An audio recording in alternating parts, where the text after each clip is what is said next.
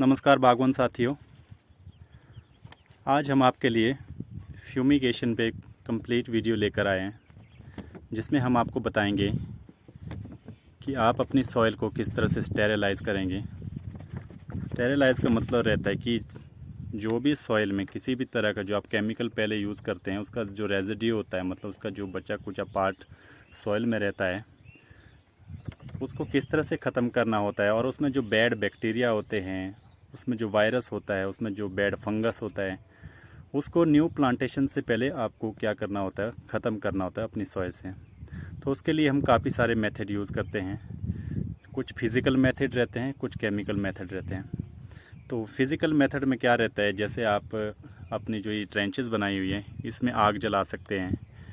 तो आग से भी वो जो कीटाणु रहते हैं, पैथोजेंस रहते हैं सॉइल में, जो डिज़ीज़ क्रिएट करते, किसी तरह की बीमार कर देते हैं आपकी सॉइल को, तो उससे भी ख़त्म किए जा सकते हैं। लेकिन उसके लिए आपको बहुत सारी लकड़ियों की ज़रूरत रहती है, आग जलानी होती है, तो उस तरह का प्रोसेस मोस्टली लोग फॉलो नहीं करते हैं। और दूसरा जो मेथड रहता है वो रहता है कि आप अपने जो ये ट्रेंचेस है, ये देख रहे होंगे आप, ये M9 रूट स्टॉक की ट्रेंचेस बनाई गई है।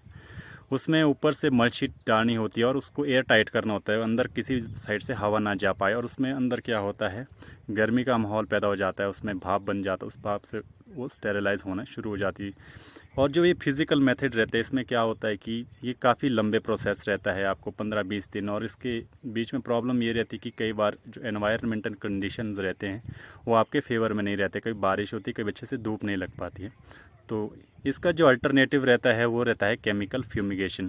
केमिकल हम डालते हैं अपनी सॉइल में, और जो भी रेजिड्यू रहता है, चाहे किसी भी तरह का केमिकल रेजिड्यू जो आपने पहले फर्टिलाइज़र अपनी लैंड में यूज़ किया होता है, या किसी तरह की बीमारी जो रहती है, पैथोजेंस जो रहते हैं, या कोई वायरस, फंगस, या किसी तरह का बैक्टीरियल डिजीज़, या नेमेटोड की जो प्रॉब्लम्स सॉइल में आजकल मोस्टली देखी जाती है, तो इस तरह की डिज़ीज़ को हम पहले ख़त्म करने के लिए इस तरह का जो केमिकल फॉर्म प्रोडक्ट रहते हैं उनको हम यूज़ करते हैं। तो 3 तरह से फ्यूमिगेशन होती है, जैसे गैस से, सॉलिड से, लिक्विड से। तो हम लिक्विड यूज़ कर रहे हैं, और लिक्विड में बहुत सारे फ्यूमिगेंट्स रहते हैं जिससे आप सॉइल को स्टेरलाइज़ कर सकते हैं। तो हमारे पास जो आज स्टेरिलेंट है वो है हाइड्रोजन पेरोक्साइड। आप यहाँ पे देख सकते हैं, ये हमारे पास हाइड्रोजन पेरोक्साइड है। ये देख सकते हैं आप। इसकी यहाँ पे डोजेस भी लिखी हुई है। सॉइल फ्यूमिगेशन के लिए 30 से 35 ml पर लीटर, यानी कि 6 लीटर एक ड्रम में आपका ये लगेगा। ये आप तब, ये वाला जो इन्होंने रेकमेंड किया है सॉइल फ्यूमिगेशन, ये तब आप यूज़ करें अगर आपका बगीचा बहुत पुराना हो, 50-60 साल, और उसमें बहुत सारी बीमारी की वजह से वो ख़त्म हो गया, और वहाँ पे आप नया बगीचा लगाना चाहते हैं, तो आप इस डोज़ को यूज़ करें, क्योंकि ये बहुत हैवी डोज़ है।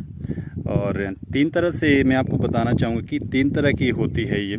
एक हाई फ्यूमिगेशन होती है, और एक मीडियम फ्यूमिगेशन होती है, और एक लो फ्यूमिगेशन होती है। ये जो कंसंट्रेशन इन्होंने लिखी है, ये हाई फ्यूमिगेशन है, जहाँ पे आपका बगीचा यानी कि काफ़ी बीमारी की वजह से ख़त्म हो चुका है, और वहाँ पे आप नया बगीचा तैयार करना चाहते हैं।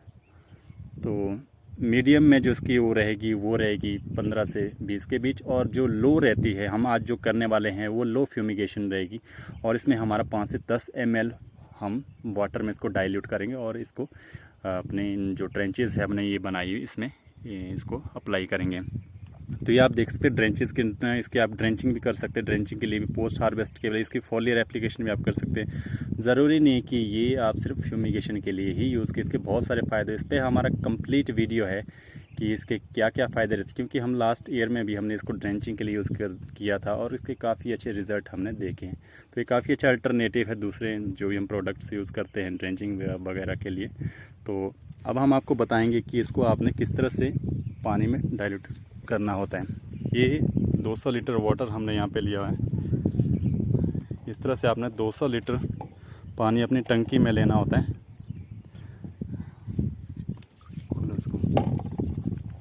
200 लीटर, ये देख सकते हैं आपको, इसमें अंदर ढक्कन लगा है।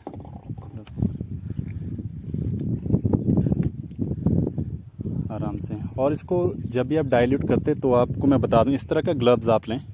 ये देख सकते हैं आप, ये सर्जिकल ग्लव्स है, बाज़ार में ये मिल जाता है लेने के लिए। यहाँ देखिए हमने लाया हुआ है, लेके आए। तो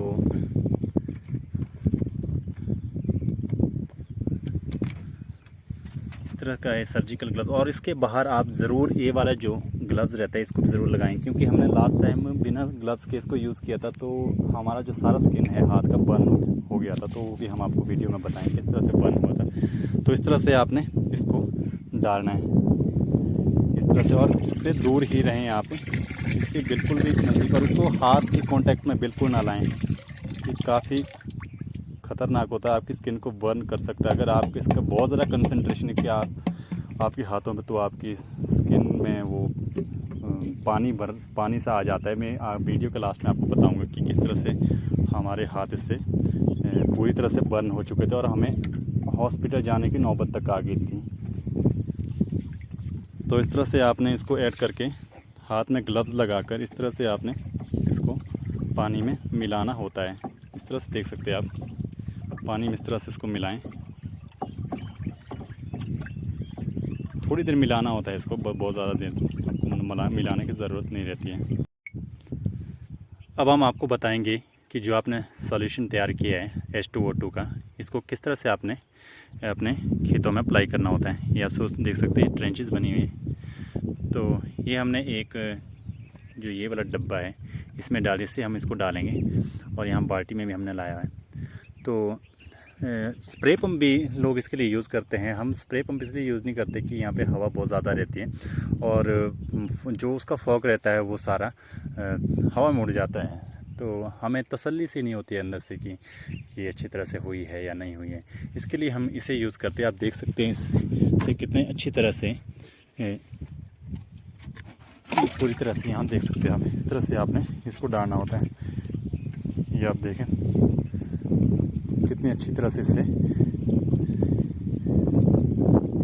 पूरे इस ट्रेंच में जो हमने सॉल्यूशन बनाया है अच्छी तरह से आपने इस तरह से जिसके साइड्स रहते हैं इनको भी इस तरह से आपने करना होता है। और जो ऊपर ये मिट्टी है इसको भी आपने करना होता है, इसको हम लास्ट में करते हैं, पहले हम इसको कर देते हैं। तो इस तरह से आप देख सकते हैं, इस तरह से आप करें, इस तरह से अप्लाई करना होता है। आप देख सकते हैं इसके साइड्स में भी इस तरह से इसको डालें।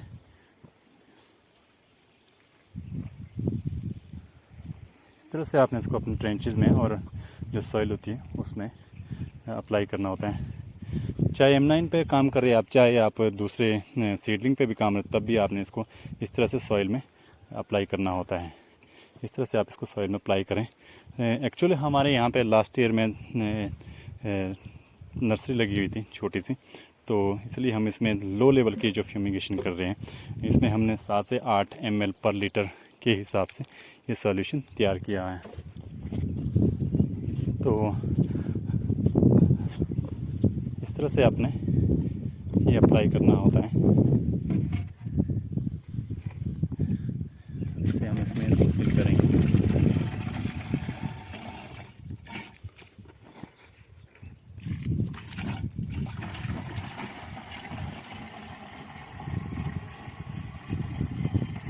बहुत ज़्यादा इसका यूज़ आप ना करें, क्योंकि अगर बहुत ज़्यादा यूज़ तो ये क्या करता है, जो DNA और प्रोटीन होते हैं उसको डैमेज कर सकता है।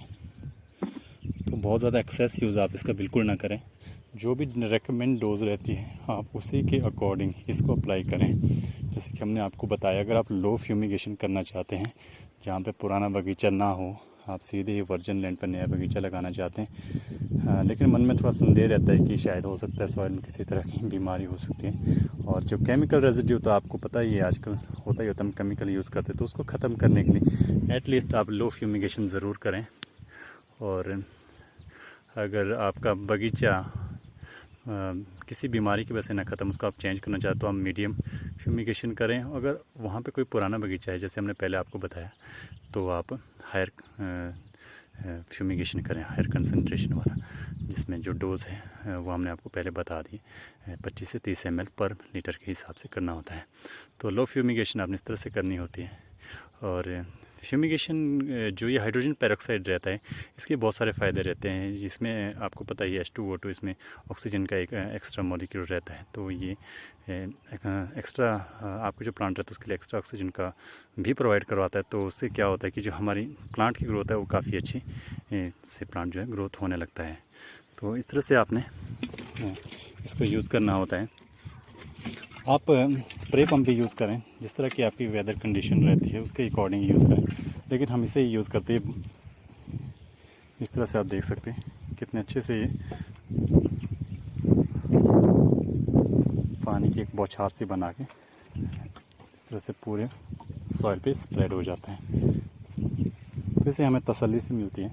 बाकी आप के पास जो भी अवेलेबिलिटी रहती है उसी से आप फ्यूमिगेशन करें। तो इस तरह से आपने सॉइल को फ्यूमिगेट करना होता है।